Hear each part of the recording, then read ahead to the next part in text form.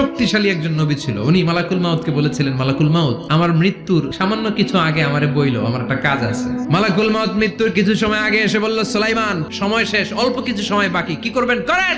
সাইয়েদনা সুলাইমান জিনদেরকে ডাকলো, ও জিনেরা, বিশাল একটা প্রজেক্ট আছে, প্রজেক্টে কাজ শুরু করো। আর কিছু জিনকে বলল, চারদিকে গ্লাস ফিটিং করা একটা রুম বানাও। সাইয়েদনা সুলাইমান আলাইহিস সালাম গ্লাস ফিটিং করা রুমের ভেতরে ঢুকলেন। এই রুমে ঢুকার দরজা নাই, হাতে একটা লাঠি নিলেন, লাঠির মধ্যে ভর করে দাঁড়িয়ে রইলেন আর জিনদের দিকে তাকিয়ে রইলেন। জিনেরা এত বদমাশ ছিল, সাইয়েদনা সুলাইমান দাঁড়িয়ে না থাকলে কাজ করতো না, দাঁড়ায় না থাকলে আজও লোকজন কাজ করতে চায় না, ঠিক কিনা? সুলাইমান আলাইহিস সালাম লাঠির মধ্যে ভর দিয়ে দাঁড়িয়ে রইলেন আর বললেন, কাজ করো। জিনেরাও কাজ শুরু করলো। ওদিকে মালাকুল মাউত এসে বলল, সুলাইমান, সময় তো শেষ। সুলাইমান বলে, সমস্যা নাই, রূহ কবজ করো।